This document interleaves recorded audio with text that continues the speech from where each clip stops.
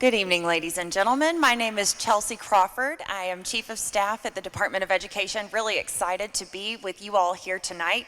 Before we get started, I will invite our host up to welcome you all to this beautiful facility. Thank you. My name is Alan Stanton. I'm the Executive Director of the Turner Center for Rural Vitality here at UT Southern. And it's my privilege to welcome you here tonight. I want to thank the Tennessee Department of Education and Commissioner Schwinn for hosting these events and this opportunity to weigh in on this important public policy issue. Part of our university's commitment is to establish a vital rural region. We believe that our commitment is to support everyone in this South Central Tennessee area. And we do that through a number of different ways, through social entrepreneurship initiatives, through workforce development programs, and we believe through hosting public forums like this one. So we're glad to have you all here. We want to thank you again for hosting it, for letting us host it. And we also want to thank all of you for being here, because your engagement shows your commitment to the vitality of this region, to our communities, to the students and their well-being, and most of all to our state and its education. So thank you. We're looking forward to a productive and respectful conversation tonight. And with that, I will turn it back over to the Department of Education. Thank you so much, Alan. And we are just very excited to be here on the somewhat new campus of UT Southern. I was down here a couple months ago, came to the ribbon cutting, and I will tell you all, it is wonderful to see a little bit of orange down this far south in Tennessee. So really excited to get started. I am going to tell us a little bit about the purpose of this evening's conversation and how this will work. Most of you have already had the opportunity to check in at the front desk when you came in. I want to give you a moment really quickly, in case you have not already registered, to sign up. There is a QR code on the PowerPoint screen behind me. There are also QR codes on the handouts that you might have picked up at the table. That is how you will sign up to speak tonight. We are here to talk about a new funding strategy for public education and public school students in the state of Tennessee. And really, we want to hear from you. So the purpose of tonight's discussion, we will hear a little bit from Commissioner Schwinn about what it is we want to talk about, how we will go about the process for the next couple of months, but really want to hear from you all. So please take a moment, just the next couple of minutes, to sign up using that QR code to speak for just a couple minutes a little bit later tonight. So obviously we are here to talk about school funding. It is a wonderful opportunity, and I know it is a topic that is near and dear to all of our hearts. We have a good crowd tonight, and I appreciate you all for taking the time out of your personal lives and schedules to come out and talk about such an important issue for our state. When we get started, we will hear from Commissioner Schwinn, as I mentioned, and we are actually going to bring the microphone to you all. So the way that this event will work is everyone will have just a couple of minutes to talk about what you would like to see for public education funding in the future in Tennessee. And of course, we are excited to work with you all on this opportunity to discuss the state's formula for funding public education. But before we begin, the department would like to remind you of the following. Conversations on this topic are not intended to reflect on the current BEP funding formula. The current BEP funding formula will remain in place until a new funding formula is recommended to and approved by the Tennessee General Assembly. The public is encouraged to submit comments in writing to ensure that all communications are thoroughly documented and can be reviewed and considered in the future. Public comment is encouraged to focus on developing a new funding formula rather than revising the current funding formula. Consider what should be funded and at what level. Subcommittees will be responsible for reviewing public comment and making recommendations for what should be included in a new funding formula. While all committees, subcommittees, and members of the public should feel free to communicate openly, documents and records may be subject to public inspection pursuant to the Tennessee Public Records Act and may be publicly posted or otherwise made available. All recommendations that are submitted by committees and subcommittees will be reviewed and considered but not all recommendations will ultimately be included in the proposed new funding formula. So I've just said a lot of words. Really, tonight, folks, we are talking about the future. We are talking about what you hope to see from public education funding in the state of Tennessee, what you dream for public school students in the state of Tennessee, and how you would like the state to embark on these conversations over the next several months. So we are going to now close the registration period. I hope you all are finishing up your sign-ups to speak for just a couple of minutes. After we hear from Commissioner Schwinn, I am going to call the name of the first person who will speak. We will bring a microphone to you. I will ask you all, just because we're in a gymnasium and we have some folks who are watching from home, to be sure to hold the microphone very close to your mouth. We want to limit the echo and make sure that everyone can hear you well. You'll have just a couple minutes to speak, and then the person who is on deck to speak next will come after you. When your 2 minutes is just about up, I am going to actually step back closer to the microphone, and that will be my friendly nod to you that your time is coming to a close. I know that this is a really important issue, and we want to be respectful of you and your time so that we don't keep you here all night. So with that, Commissioner, if you would get us started and just tell us a little bit about what we are here to talk about and where we are going over the next couple months. Wonderful, thank you. So I do not do as well with the podium in front of me. I'm kind of more of a rover. So wanted to just say thank you all for being here tonight. This is an incredibly important topic. I also want to just kind of take a big step back and frame why this, why now, and where we hope to go. And so when we think about school funding, we think about all of the different hopes and dreams we have for children. The way in which we help our children achieve those hopes and dreams starts with how we fund our education system and what that funding is eventually applied towards. And so today, to kind of piggyback on what Chelsea was saying, this is our opportunity for a real legacy project. It is about figuring out what we want to be true for every single student in the state of Tennessee, no matter where they live. It's about figuring out what those resources will be to allow every single student to be successful, and then to build a formula that actually helps that happen. Now it's really easy, and I think over the last 18 months we've figured it out. It is really easy to take things apart and criticize. It's much harder to build. And so this conversation is about what can be, what should be, ultimately what we want, so that 5 years down the road when we look back, what we see is that we have started a formula, that we have built a formula that has allowed every single student to accelerate faster than they otherwise would have.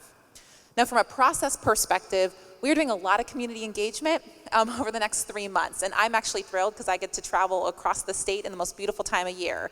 But I want to make sure to say a little bit about how this process will work, because it is a lot of engagement. And so first and foremost, we have subcommittees. We've got 18 of them representing everything from rural, urban, suburban, to different types of stakeholders, to parent choice and voice, looking at district leadership, teachers, principals, and students. And so that is really to make sure that every voice can be heard and has a pathway for being part of this conversation.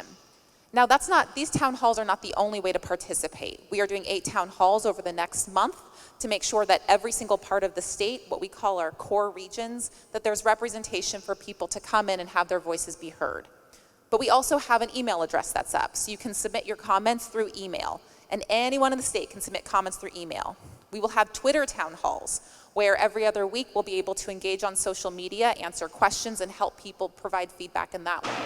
We also will have our districts and local community organizations who can also hold their own town halls and everything in between. We know a lot of community organizations have been active in this conversation over the last several years, and we encourage you and folks at home to be able to create these spaces for people to come and contribute. Now that's a lot of engagement. We have close to 1,500 people who are already signed up just to participate, get those weekly emails, etc. What we want to be able to do is to take all of that feedback, and then we'll code it to one or more committees. So every one of those 18 committees will get the feedback that is being provided or emailed to the department. Over the course of 2 meetings per month for the next 3 months, those subcommittees are going to meet. They will review all of that public comment that's coming in, targeted to their lens. They will also solicit feedback from their larger communities, whether those are school districts, whether those are parents, community organizations, etc. The subcommittees will consider everything that they hear. They will then provide a list of recommendations based on here's what absolutely must be in a formula, here's what should be in a formula, here's what would be nice to have in a formula, and here is our very hopes and dreams wish list, maybe someday in the future, probably not going to happen, part of the formula. And then they'll be able to cost that out and prioritize. Those recommendations every month will go to the steering committee. The steering committee is made up of those folks who have been elected into office. I will facilitate, but I do not actually participate. And we have that built on those who have been appointed to finance or education leadership positions in the General Assembly. They will review those recommendations, and then they will provide feedback that we'll send back to the subcommittees to continue to have that cyclical round of feedback over the next several months. So again, every single piece of feedback, every comment will be reviewed. It will be reviewed by me. It will also be reviewed by the subcommittee.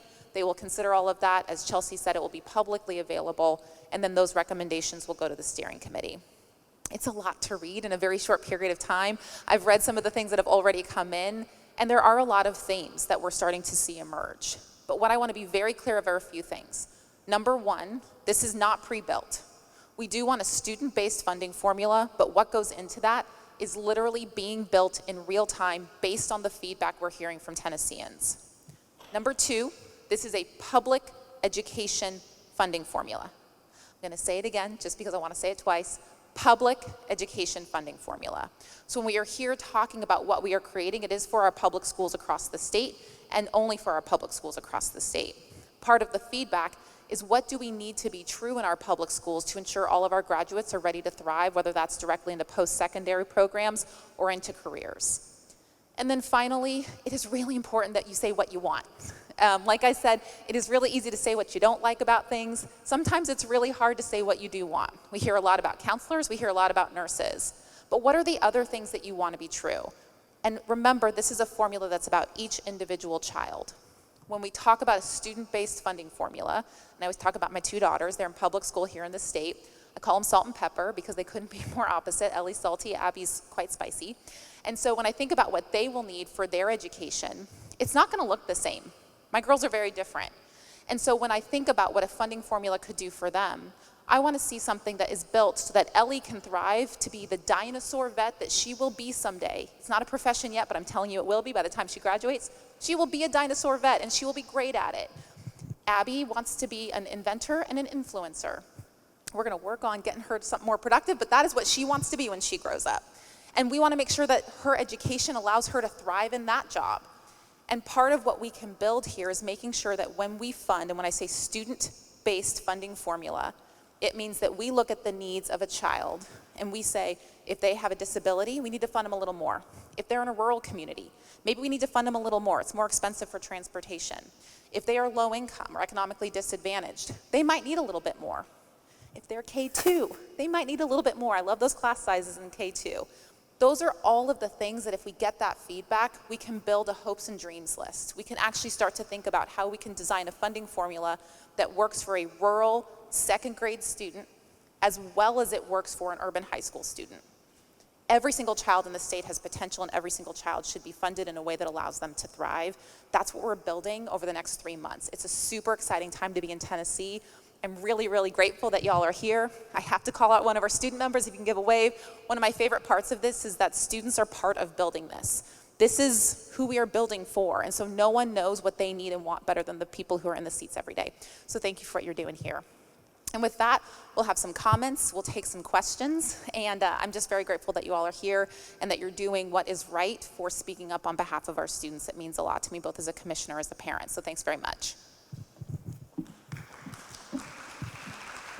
Thank you so much, Commissioner. I am going to do my best not to scuff the basketball floor tonight with my high heels. Okay, so I mentioned we are going to run some microphones to the folks who are speaking. Up first is Mr. Mike Stein. So Mike, if you would raise your hand. I see you, sir, with a red shirt on. We are going to bring a microphone over to you. Following Mike will be Ryan Eagley. I think I've gotten the name right. Eagley. Ryan, if you would raise your hand. Ryan. There you are. You are next, sir, so we'll bring a microphone to you. Okay, Mr. Stein, you are ready to go with your 2 minutes. All right, first I want to thank Commissioner Swin and TDOE for hosting this session today and giving us the opportunity as a community to provide you input. I want to speak to you today as an ELL teacher. I teach at the high school level, and also as a parent, also with 2 young ones in public schools. And I think about funding for not just my girls who are in schools, but also my ELLs. And as we know, this is a very fast-growing population in the state. And the resources are not adequate right now for those students to be successful. The student-to-teacher ratio for ELLs is not funded adequately enough. Additionally, at the high school level, curricular materials are virtually non-existent. We're left to our own devices to find what might be considered good curriculum for high school ELs, and it's extremely hard to find. So when I think about student-funded curriculum, I think about my babies that I have in the classroom every day, which, you know, it's hard to think of teenagers as babies, but they are, and they're my kids, and I want them to be successful. But also what comes along with that too is translators for ELL students. The communication that's sent home often isn't sent home in their native language, and if teachers need to communicate with parents at home, you know, again, a translator is needed. This isn't something that is superfluous. We need translators in the schools, and in particular, I think, in the high schools, to help communicate with the families of these EL students. I also think about, in general, you know, our current BEP formula is underfunded by $1.5 billion, and we all know that if it were the will of Governor Lee and our state legislature, they could turn that around tomorrow and fully fund the BEP as it's needed to be funded this whole time. But we need to get down into specifics. And you said, you know, other than counselors and psychologists and nurses, what do students need? Well, I can tell you from being a teacher that they are stressed out due to the pandemic. They need to get up and move around more. They need more time for physical education. They need more counselors. They need more social workers. And they need to have more productive ways to deal with their emotions. And that doesn't come cheaply. That also comes with reducing class sizes, which also costs more money. Is it an ideal thing? Is it a pie in the sky thing? No, this is the reality. We need smaller classes so we can meet the needs of our students on a more individual basis. And I can see that my time is just about up, so. You made the most of it, sir. Very good. Thank you very much. Thank you so much. And thank you for allowing me to speak to you today. Thank you so much, Mr. Stein. We appreciate those remarks. We are going to hear from Mr. Ryan Eagley. Is that right, Eagley? Okay, close enough. Our next speaker is going to be Jackie Pope. So Jackie, if you would raise your hand. Yes, ma'am, we see you. We will bring you a mic. And Ryan, please go ahead with your 2 minutes. Fantastic, and Commissioner, thank you for being here. I represent the Lawrence County Chamber of Commerce, and we're the Economic Development Organization. So I'm coming from a group of, I guess, businesses, because I think this is also an economic issue. What we're seeing and what we've seen over the past few decades is a decline in youth employment. I believe it was at the end of the 70s, and help me if I'm wrong on the data there, guys, that 80% of high schoolers were employed, and today it's 17%. And so when we're talking to our employers, what we've noticed is that students aren't working because the work ethic just isn't there anymore. And there's a few other things that are causing that, right? It's maybe the breakdown of the nuclear family and everything like that. But the schools have to take on a larger role in that. So we've sat down as a team, we've listened to our employers, we've seen kind of what's going on socially, and we believe that whatever funding formula comes up next has to address the next generation jobs. But it's really foundational. One thing we want to be careful of is to go too far in one direction, right? For so long, it was everyone has to go to college. Now it's where everyone's on the CTE train, right? And I think there has to be a healthy balance in the middle. But what we found from our discussions with employers specifically, there's really 5 tenets that we're looking for as the business community. I'm going to read those if that's okay with you. Digital literacy has to be at the top of the list. Financial literacy has to be at the top of the list. Actually, it's hard to have a top of a list when there's a list, right? But family and consumer sciences, that's something that I think is currently classified as career technical education in our school system, but that's something everyone needs to have access to. Government and economics. You know, it's funny, we spend about 80% of our time thinking about politics, but we only get 9 weeks of government, 9 weeks of economics, right? And then lastly, leadership development and civic engagement. Especially today, leadership matters. Engaging with each other in meaningful conversations where you don't have to hate each other if you disagree, right? But the question, it's not really a question, but I guess the statement would be this: how do we as a state become a leader in those 5 things and really make that a foundation to where a student, whether they're going to career technical education or maybe the university path. And so I would also ask as well, we need counselors to know what the jobs of tomorrow are, to make sure those students know where to go, how to go. And lastly, just build good Tennesseans. That's what we're looking for here. Wonderful. Thank you so much, Ryan, for your remarks. Really appreciate that. We are now going to Jackie Pope, who's right behind Mr. Egley. That's it. Jackie Pope is speaking. Next will be Mr. Mike Cesarini. Mike, if you would raise your hand.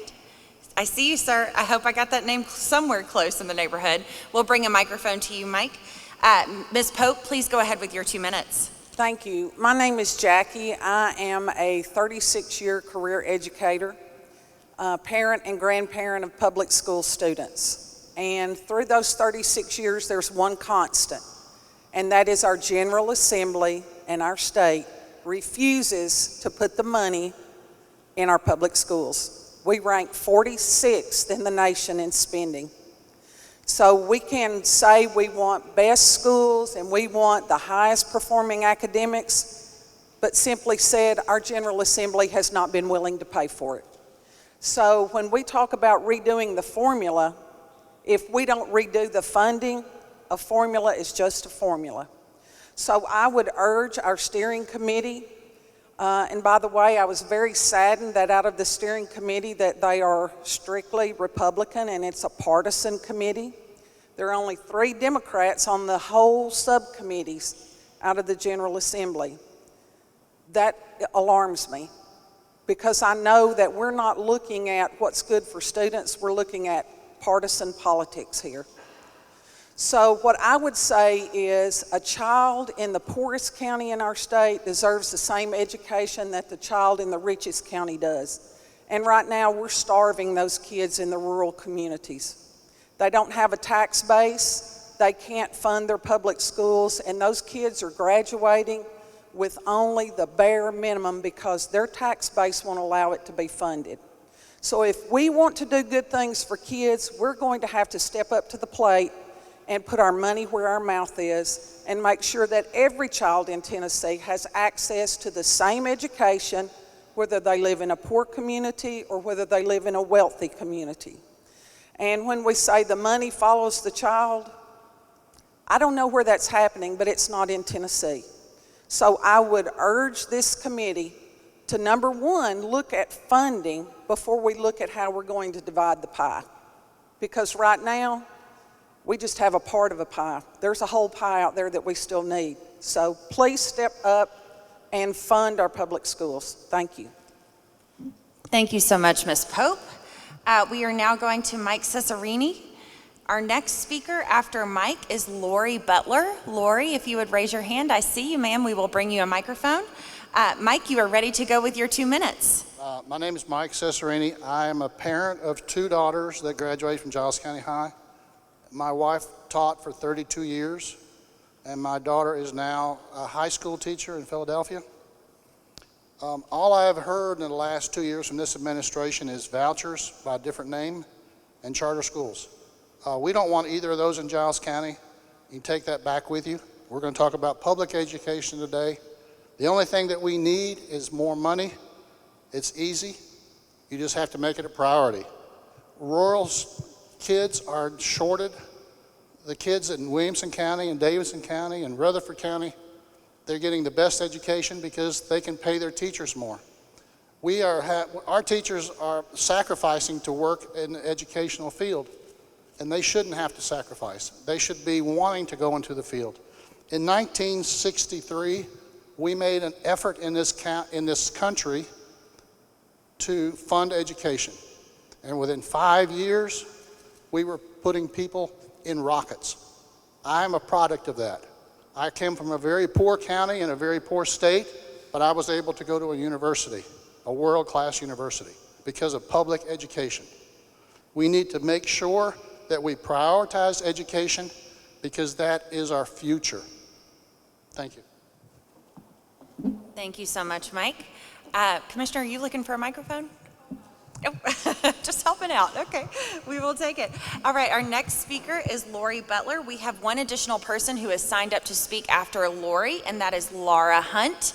Laura, I see you. Okay, Lori, you are ready to start your 2 minutes. I would like to say thank you for holding this meeting. I am Lori Butler. I'm from Chester County. I work with the Tennessee Education Association, and I've been involved in public education for over 31 years. And I just want to reiterate what the others around have said. We are, as everyone said, 46th in the nation on funding. We're over $1,200 per student below the Southeastern average on student funding. Commissioner Swin, as our commissioner, I would ask that you ask that our legislature get us above that, at least the Southeastern average, because we've got plenty of great people working in public education that you can hear. They know what the needs are of the students. But without funding, those things can't be done. A teacher should not have to sacrifice and have to work a second job to teach our children. My goal is that our public education system is so good, when you say the word choice, it's the one choice that parents want because they know that it's the very best. So my hope is that none of this money will go into anything other than a public school. And I would love to hear that commitment on raising us up above the Southeastern average, and once again reiterate that this will stay in our public schools. Thank you. Thank you so much, Ms. Butler. All right, our last speaker for tonight is Laura Hunt. Laura, please go ahead with your 2 minutes. Hi, I'm Laura Hunt with Tennessee CAN. We're an education advocacy organization that's statewide for K-12. And I have been traveling the state with the commissioner to go to all these town halls. And it's really great to hear all your feedback. And we just want to reiterate that. We want to support you at Tennessee CAN. We're one of the event sponsors. And we have been hosting funding calls on exactly what the current funding formula is and what a student-based funding formula could look like. We're really excited about the possibility of a student-based funding formula instead of the resource-based funding formula that we have. Other things that we've been hearing from the other town halls are increased funding for school counselors and mental health services, and low-income students and rural students. Sometimes those two things go hand in hand. Increased school safety. And so I just want to reiterate all of those things that we hope to see in the new funding formula. We have a call scheduled for 11 a.m. next Monday, November 8th, if you'd like to learn more about the presentation that we're giving on the funding formula and more about what this could look like. So you can use the QR codes as well to learn more about that. So thanks. Thanks, Commissioner, for being here. Thank you so much, Ms. Hunt. That is going to conclude the comment that we have scheduled for this evening. Before I turn it over to Commissioner Schwinn to close us out, I want to just remind you of something that the Commissioner mentioned earlier, which is we are accepting public comment in writing. There is an email address that you can send an email to. I would encourage each and every one of you to do that if you so choose. It is tnedu.funding@tn.gov. When you send your email to that email address, as the Commissioner mentioned, that will actually get submitted to our subcommittees who will be reviewing recommendations from all across the state. It's very important that you have an opportunity for your voice to be heard. This email address is a really easy way for you to do that. So if you spoke tonight, if you did not have a chance to speak tonight, if you've heard something tonight that's kind of stirred a new thought, please take a moment to send us an email. We would really like to hear from you. All right, Commissioner, with that, I'll turn it over to you to wrap it up. Okay, great. Thank you. I want to see, and I will look away from my team because I usually do this, and they just love when I do, but are there questions? Are there questions? Because I want to make sure you all came out tonight. It's a really important topic and a really important issue, especially because this is about one of the biggest policy decisions that we can make as a state. This is something that, again, and I think to some of the comments earlier, would potentially go to the General Assembly. They will consider, and again, it is up to them to review and potentially approve or deny any possible legislation. But I want to see if there are questions, ma'am, if we can do that. I also, while we're bringing the microphone up, would be remiss if I did not recognize my fellow commissioner. Do you want to stand up, Commissioner Hatcher, over the Department of Ag? If we can give him a little round of applause for being here. He is here to support Ag always. And I do want to acknowledge, and one of the reasons I want to highlight him is because part of what I have known to be true since I took on this job was that there are all sorts of partnerships and relationships and interconnectedness that we experience in K-12. We tend to be a hub for a lot of things, and Commissioner Hatcher and I have had a lot of opportunities to engage and think about how do we accelerate the opportunities in our rural communities, how do we accelerate ag within the state, and how do we actually expand that for incredible job opportunities for our kids. And so having folks like this department come together and support students is a really big deal. And so I'm just very grateful that you're here, my friend. And with that, I'll take some questions. Yes, my question was, when I look through the subcommittees, I see that the majority of them are General Assembly members, or they're also members of the State Board, and I think there may be some from the State Department. I was wondering how the Beacon Center was chosen as the only group to look at the financial aspect of all of these recommendations when it seems to be a publicly driven agenda, but we have a private entity as the financial piece to the committees. Sure, and I'm happy to talk through kind of the 18 subcommittees. So of the 18 subcommittees, there are 2 legislators, one from the Senate and one from the House, who are on all of them outside of the steering committee. And so those were ones that all of that was selected by legislative leadership in terms of the lieutenant governor and the speaker. So we have 2, 1 Senate, 1 House on every subcommittee. In terms of the actual committee makeup, we have 3 superintendents of the 18. We have our TOS board president. We have our, what we call our superintendent study council president, and then we have the superintendent of the year are also chairing committees. We have a whole committee that is just teachers, literally the chair all the way down, just teachers. We have a whole committee that is just students, a whole committee that is just principals. We have an entire committee that is just superintendents on top of what I just mentioned, a committee that is just school district personnel, so that's a superintendent and a leader in their district. We have a committee that's parent choice and voice, so that's going to be half folks who represent the Charter Commission and half who are parents in representative areas across the state. What I will say is there are no TDOE staff on any committee. There are no Charter Commission staff on any committee, and there are no state board staff on any committee. Every state board member was appointed to some committee, some way, shape, or form, as part of kind of the representation, since they represent all different parts of the state. And then we have committees for urban, suburban, rural, economically disadvantaged, students with disabilities, and English learners. Each of those committees is composed predominantly either of superintendents, of community organizers, or people who represent like the Disability Coalition, or folks who represent organizations that support English learners, or people who represent Boys and Girls Club, YMCAs across the state. Those are the committee members. What we did is when we looked at the committee makeup overall, and that's 200 people, more than 200 people, we did try to make sure that all the different suburban, urban, and rural areas, we mapped it across the state to ensure it was everything from West Tennessee all the way to Northeast Tennessee. And then we did look as much as possible the demographic breakdown to make sure it was representative of Tennessee. So it's not just the committee chairs, it's also the folks who are in there, and that's 8 to 10 people underneath them. So hopefully that gives you a little bit more information, and we're happy to share. I'm not sure if I got your question.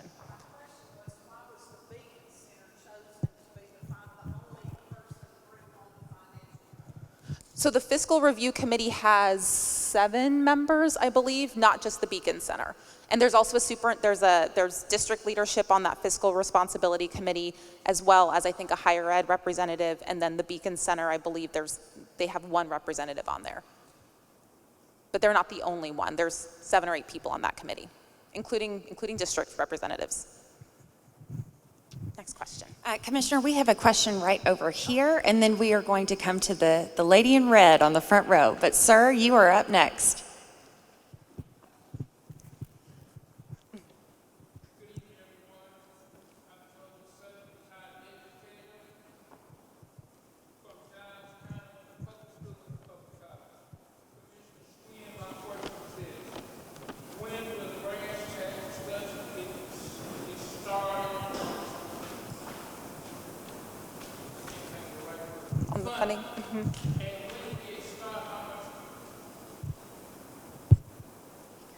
Oh, it works.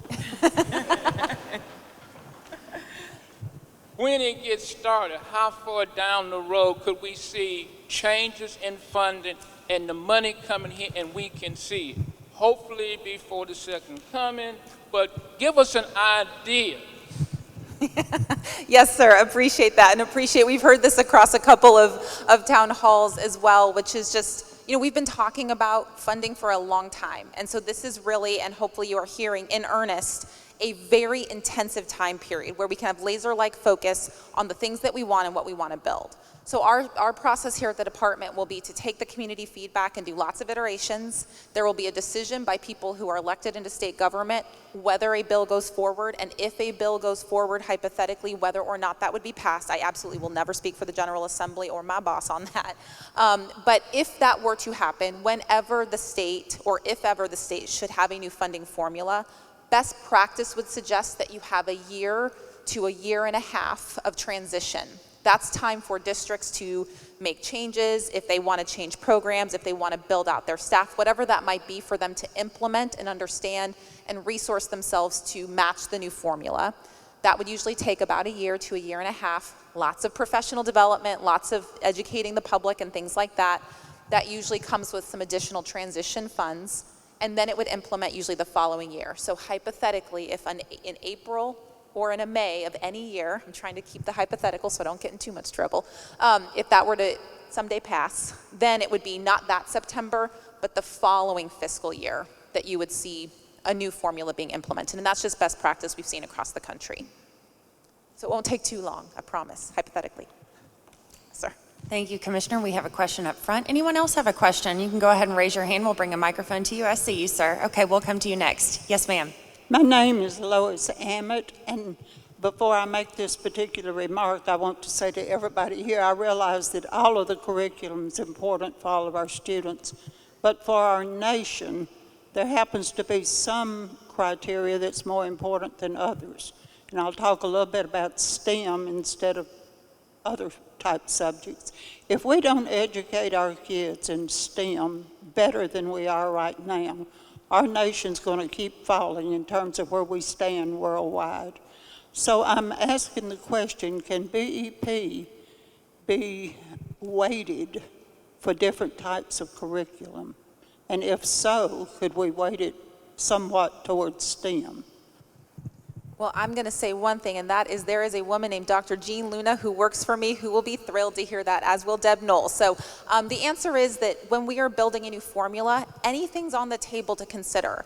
So what we would say is on a student-based funding formula, you can wait or add additional funding for more resources for STEM education, for example. That is absolutely something that can be considered, and we will take that, and now that is considered official public comment on that. So we will put that in there, ma'am. Thank you. Thank you, ma'am. It's in the books. All right, we've got a gentleman right behind. Yep, sitting on the stairs. Go ahead, sir. Thank you for treating me as a citizen.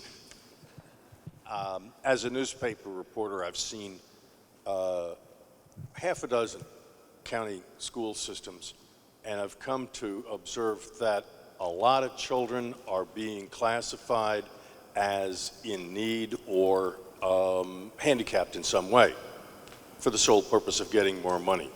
Will that be addressed? So I appreciate the opportunity to talk about, especially our students with disabilities, our students with dyslexia who may not qualify for an IEP but may have a Section 504 plan, for example. So when we look at additional weights that would be provided for students, and let's use the example of students with disabilities, we would look at to those students who qualify or have what we call an IEP. That is the legal document that would establish that a child has a disability. It would also be the thing that outlines exactly what additional services and resources that student might need. Same thing with a student who has dyslexia, whether that's mild, moderate, or severe. If they don't have an IEP, many will have a Section 504 plan. We've heard lots of feedback, especially we just ended Dyslexia Awareness Month last month, so I want to give just a special nod to that. There are lots of students who we might say in a funding formula, we want to ensure they get a little more support if they have dyslexia, especially in the youngest grades. And so it really does depend on the needs of the student. The requirement would be that there is some kind of document that outlines what that student need is, And for students with disabilities, there is a federal legal document, and it is called their IEP, that outlines what their individualized education program, that they would, their IEP, so that is going to outline exactly what their needs are.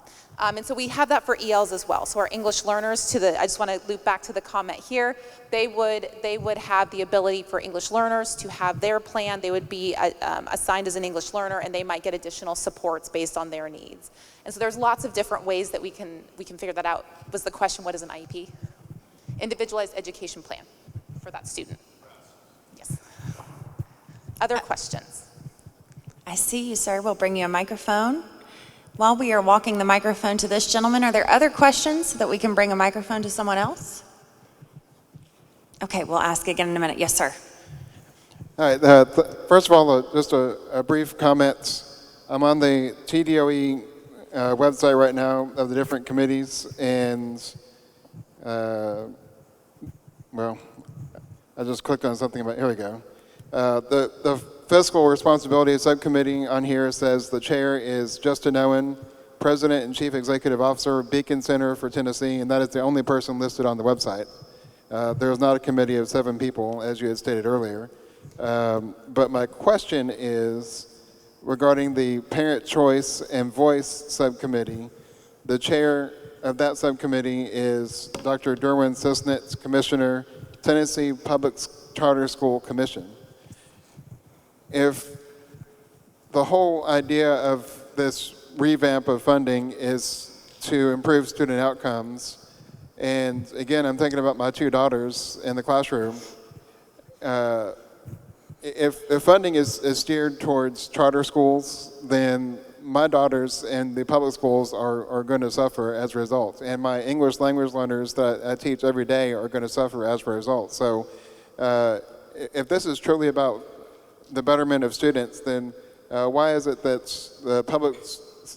the Tennessee Public Charter School Commission is chairing the Parent Choice Committee, and I see that Dr. Maya Bugg, CEO of Charter School Center, is also on the committee. So it seems like there's a strong input there for on behalf of charter schools.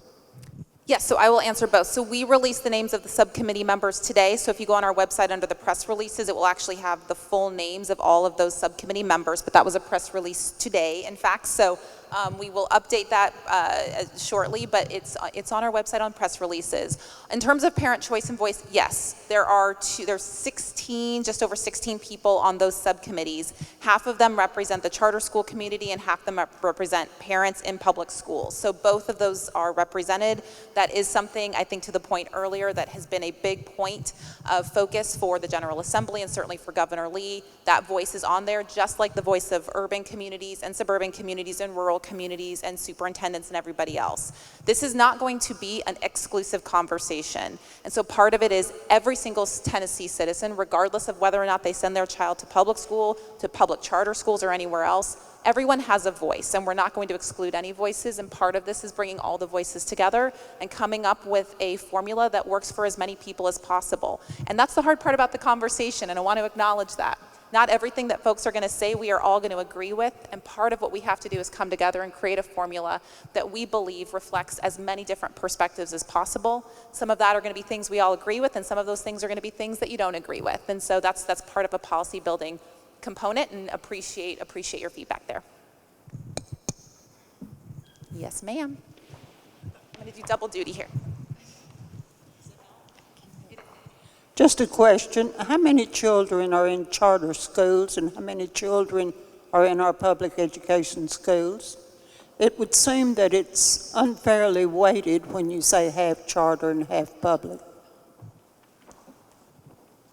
So just on the Parent Choice and Voice committees, at half charter and half public. It's a much bigger committee, so half of those are charter school and or other choice kind of components for public schools. The other half are parents. We decided to combine to make one big committee of about 18 people. So in our school right now, we have just under 50,000 students who are enrolled in public charter schools. We have somewhere in the neighborhood of just over 950,000 who are in total in public schools. So about 900,000 in traditional public schools, 50,000 in public charter schools, approximately. And growing quickly. So, yes, ma'am. Additional questions? You can go ahead and raise your hand. Okay, I see one more. We'll come back to you, sir. Yes, sir. Told me that charter schools are public schools, right? Yes, they are. Is there a plan to find funding for private schools so money follows the student? No, this is a public school formula. So our BEP currently supports public schools. Any potential new formula, it is about public schools, and that would be traditional public schools and public charter schools. That is the formula we are creating. Yes, sir. Thank you for letting me say that again, too. As my team says, I say one more time for the people in the back. It is a public school formula. So very much appreciate being able to say that. I got in a fourth time. Yeah. Underline, bold, italicize. Other questions I can answer. I know that was a little bit off script, but we had some time and I wanted to make sure that people had a chance to ask questions and have a real conversation.